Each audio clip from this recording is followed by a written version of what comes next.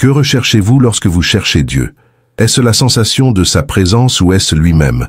Cette question révèle plus sur notre vie spirituelle que nous ne l'imaginons. Beaucoup d'entre nous recherchent des expériences émotionnelles plutôt qu'une véritable communion avec le Seigneur.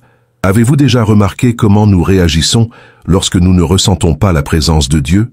Comment notre adoration change-t-elle lorsque les émotions semblent absentes? Allons droit au but aujourd'hui. Si vous ne vous êtes pas encore abonné à cette chaîne, envisagez de le faire maintenant afin que Dieu continue de guider vos pas à travers ces messages que nous partageons. Au cours de mes études des œuvres de Watchman Nee, j'ai réalisé une vérité profonde qu'il soulignait constamment. La différence entre vivre par les sentiments et vivre par l'esprit.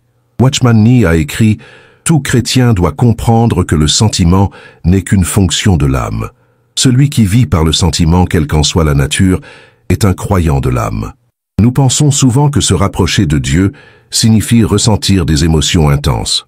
Lorsque nous pleurons pendant l'adoration ou ressentons cette chaleur dans notre cœur, nous concluons que nous vivons un moment spirituel significatif. Et quand ces sentiments disparaissent, nous croyons que Dieu s'est éloigné. C'est un piège dangereux dans lequel beaucoup d'entre nous tombent. La Bible nous montre dans 2 Corinthiens 5:7 que nous marchons par la foi et non par la vue. Marcher par la foi signifie avancer même lorsque nous ne voyons ou ne ressentons rien. C'est faire confiance à la parole de Dieu au-dessus de nos émotions fluctuantes. Watchman Nee a constaté cette tendance humaine à confondre sentiment et spiritualité. Il a observé que beaucoup de chrétiens vivent comme sur des montagnes russes spirituelles. Lorsqu'ils sont en haut, remplis de joie et ressentant la présence de Dieu, ils pensent être au sommet de leur vie spirituelle. Lorsqu'ils sont au fond, sans rien sentir, ils estiment être loin de Dieu. Ceci est une vision totalement erronée de la vie chrétienne. Les sentiments font partie de notre âme, et non de notre esprit. Tant le chrétien qui se sent extrêmement heureux que celui qui se sent spirituellement sec peuvent vivre de manière équivalente par l'âme et non par l'esprit. Réfléchissons à Job qui a dit « Même s'il me tue, j'attendrai en lui » Job 13:15. C'est l'attitude de quelqu'un qui a compris que notre relation avec Dieu va au-delà des sentiments. Elle dépasse ce que nous expérimentons émotionnellement. Pourquoi Dieu permet-il que nous traversions des périodes de sécheresse spirituelle? Pourquoi nous accorde-t-il parfois des expériences émotionnelles intenses pour ensuite les retirer? Watchman Nee suggère plusieurs desseins divins dans ce processus. Tout d'abord, Dieu utilise ses dons pour nous attirer plus près de lui. Comme un père qui offre des cadeaux à son fils, Dieu nous montre son amour à travers des expériences agréables. Mais ce qu'il désire réellement, c'est que nous croyions en son amour même quand nous ne le ressentons pas. Malheureusement, beaucoup d'entre nous n'aimons Dieu que lorsque nous ressentons son amour. Quand nous ne ressentons rien, nous l'oublions.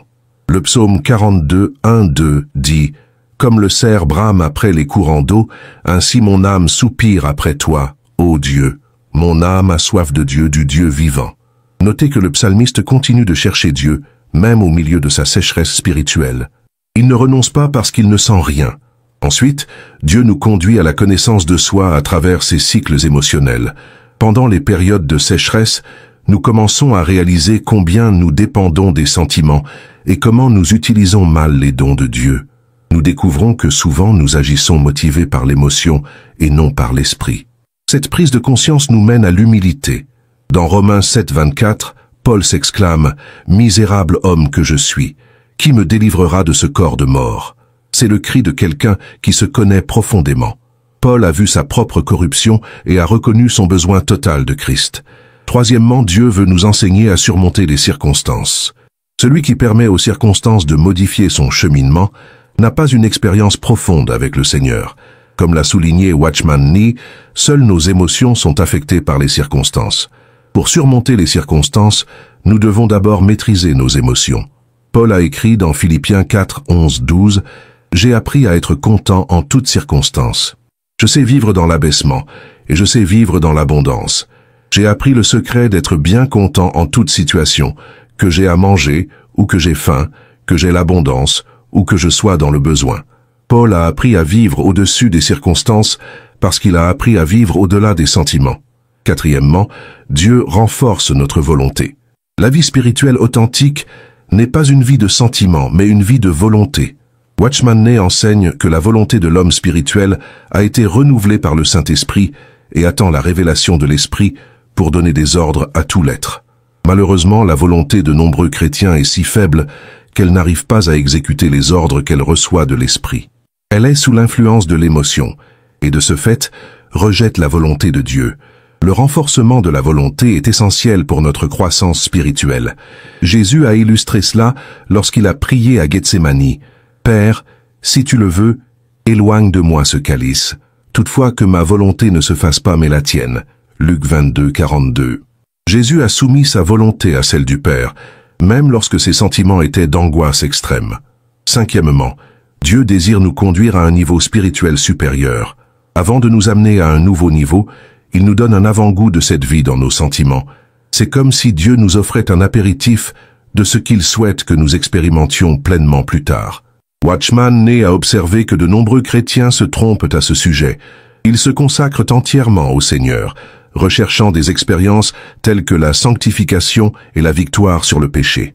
Lorsqu'ils commencent à ressentir un nouveau type de vie, ils croient avoir grandi spirituellement parce qu'ils débordent de joie et de lumière. Cependant, après un certain temps, cette situation heureuse disparaît. La joie et l'émotion s'évanouissent. Beaucoup se découragent et pensent avoir perdu la sanctification ou la vie abondante. Ce qu'ils ne comprennent pas, c'est qu'ils expérimentent l'une des lois spirituelles fondamentales. Ce que nous ressentons dans l'émotion doit être préservé dans la volonté. Seul ce que nous retenons dans notre volonté devient véritablement partie intégrante de notre vie. Dieu ne retire que le sentiment, parce qu'il veut que nous exercions notre volonté pour faire ce que notre sentiment nous a encouragés à faire auparavant. C'est comme apprendre à faire du vélo. Au début, quelqu'un nous tient pour ne pas tomber. Nous ressentons de la sécurité et de la confiance. Mais il arrive un moment où cette personne doit nous lâcher pour que nous puissions réellement apprendre à garder l'équilibre par nous-mêmes. Ce qui importe, ce n'est pas le sentiment de sécurité, mais la capacité réelle de pédaler sans tomber. Hébreux 5,14 dit « Mais la nourriture solide est pour les adultes, pour ceux qui, par la pratique, ont les facultés exercées à discerner à la fois le bien et le mal. La croissance spirituelle vient de l'exercice, pas des sentiments agréables. Tout le problème réside dans la volonté. La question que nous devons nous poser n'est pas « Comment est-ce que je me sens ?»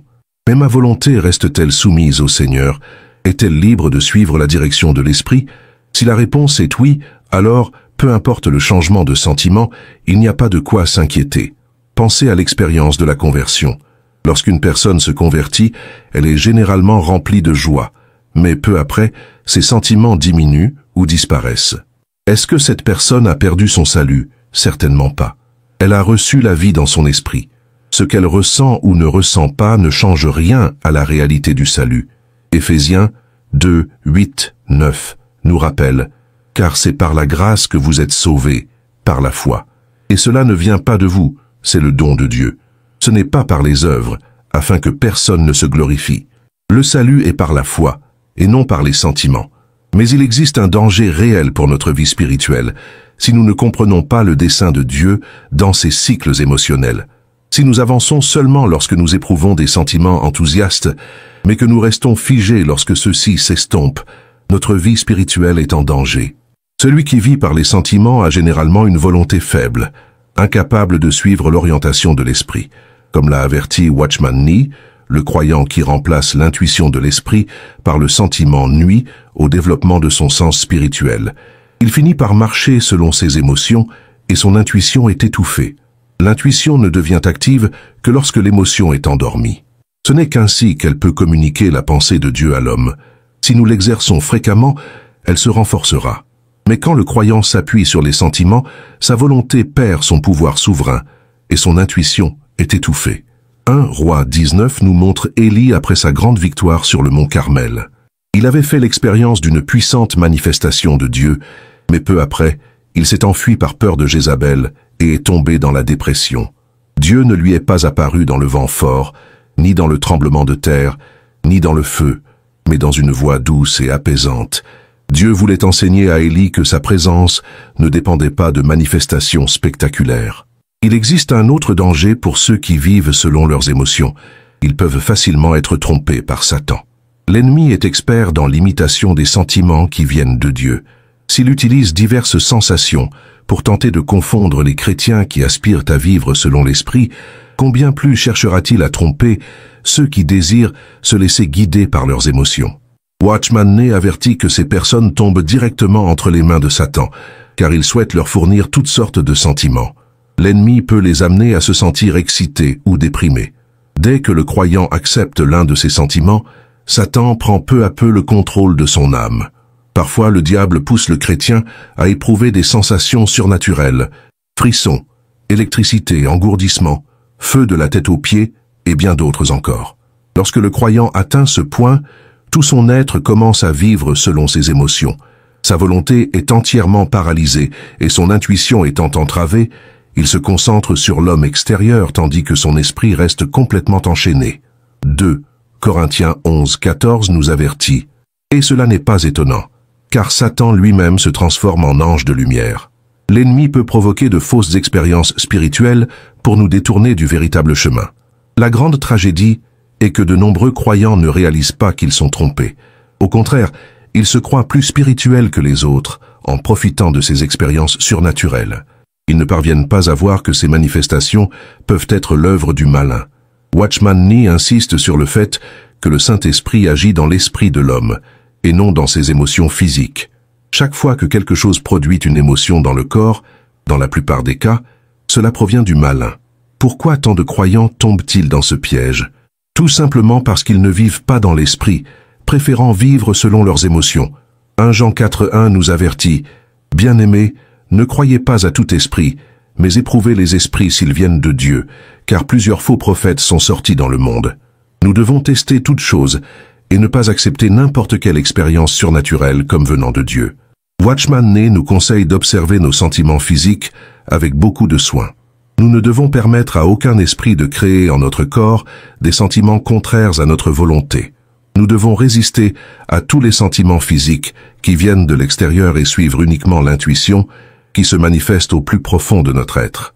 En étudiant attentivement cette pratique de vivre par le sentiment, Watchman Nee a découvert un principe fondamental. Tout se produit par amour pour l'ego. Pourquoi recherchons-nous tant la sensation de joie? À cause de l'ego. Pourquoi sommes-nous tant dérangés par la sécheresse? Également à cause de l'ego. Pourquoi recherchons-nous des sensations physiques et des expériences surnaturelles? À cause de l'ego. Galates 2:20 dit « Je suis crucifié avec Christ, et je ne vis plus, mais c'est Christ qui vit en moi. Et la vie que je vis maintenant dans la chair, je la vis par la foi du Fils de Dieu, qui m'a aimé, et s'est livré lui-même pour moi. » La véritable vie chrétienne implique la mort de l'ego pour que Christ vive en nous. Que l'Esprit Saint ouvre nos yeux pour voir que cette vie spirituelle du sentiment est dominée par l'ego. Que le Seigneur nous montre que, lorsque nous sommes remplis d'émotions joyeuses, notre vie peut encore être centrée sur l'ego. C'est l'amour pour l'autosatisfaction. La façon dont nous traitons l'ego démontre si notre vie spirituelle est fausse ou véritable. Aimons-nous Dieu pour lui-même ou à cause de ce que nous ressentons en l'adorant? Le cherchons-nous parce qu'il satisfait nos désirs émotionnels ou parce qu'il est digne d'être cherché, peu importe nos sentiments? Watchman Nee exprime clairement que, en réalité, il arrive souvent que nous n'aimions pas Dieu, mais la joie qui découle de lui.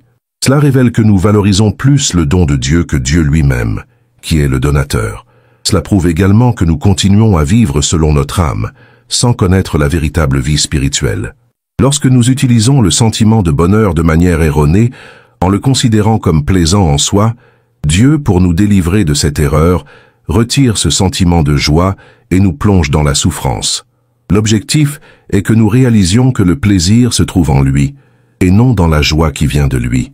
Si notre véritable joie est Dieu, nous le louerons et l'aimerons même dans les heures de souffrance. Sinon, nous nous enfoncerons dans l'obscurité.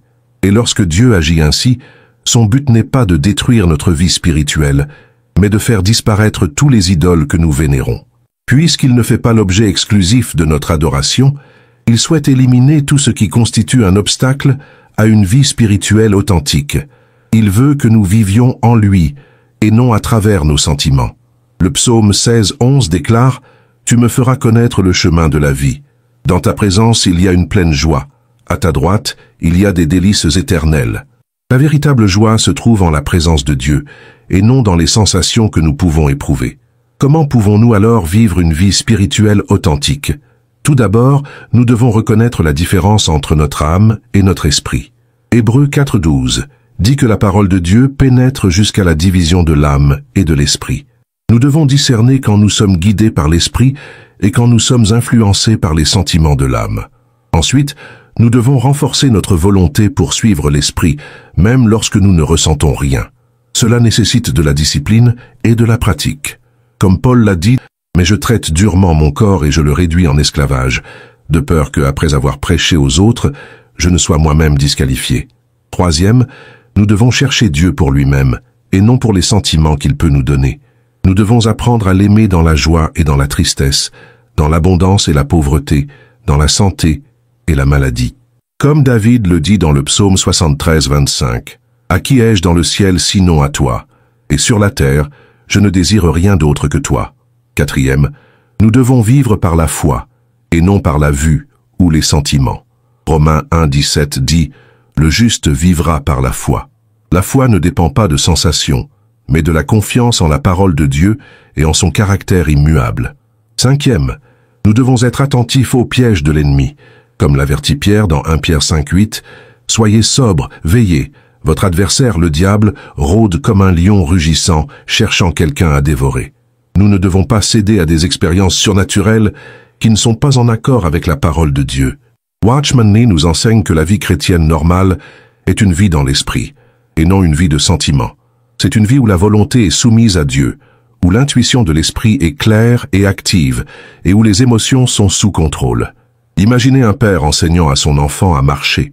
Au début, il tient les mains de l'enfant, lui offrant sécurité et confiance. L'enfant ressent de la joie en faisant ses premiers pas avec ce soutien. Mais vient un moment où le père doit relâcher ses mains pour que l'enfant apprenne à marcher seul. À ce moment-là, l'enfant peut ressentir de la peur et de l'insécurité. Mais s'il continue à avancer malgré ses sentiments, il courra bientôt librement. De la même manière, Dieu tient parfois nos mains, nous offrant des sensations de sécurité et de joie. Mais à d'autres moments, il relâche nos mains pour que nous apprenions à marcher par la foi et non par les sentiments. Dans ces moments-là, nous pouvons ressentir de la peur et de l'insécurité.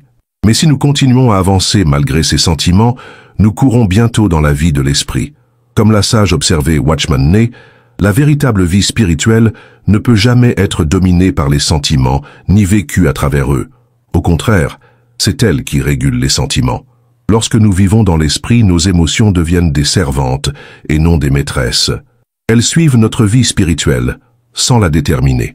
Ésaïe 26:3 promet « Tu garderais en paix celui dont l'esprit est ferme, car il se confie en toi. » La véritable paix vient de la confiance en Dieu, et non de sentiments passagers. En terminant cette réflexion, je veux vous encourager à examiner votre propre vie spirituelle. Vivez-vous par les sentiments ou par l'esprit? Cherchez-vous des expériences émotionnelles ou cherchez-vous Dieu pour lui-même? Êtes-vous facilement ébranlé lorsque vous ne sentez pas la présence de Dieu? Ou restez-vous ferme, sachant qu'il est toujours avec vous? Que le Seigneur nous aide à vivre une vie véritablement spirituelle, où notre volonté est soumise à lui, où notre intuition est claire et active, et où nos émotions sont sous contrôle. Puissions-nous dire, comme Paul, « Ce n'est plus moi qui vis, mais Christ qui vit en moi. » Si ce message a touché votre cœur aujourd'hui, laissez un commentaire en disant « Je veux vivre par l'esprit, pas par les sentiments ». Votre témoignage peut encourager d'autres qui luttent avec les mêmes questions. Et n'oubliez pas de liker cette vidéo pour montrer que cette vérité a touché votre vie. Nous avons une autre vidéo ici à côté qui complète ce thème sur la vie dans l'esprit. Cliquez et continuez à découvrir les profondes vérités que Watchman Nee nous a laissées en héritage. Partagez cette vidéo bénie pour qu'elle puisse toucher et aider d'autres personnes comme vous et moi. Vous souhaitez approfondir encore plus votre foi et votre prière? Téléchargez notre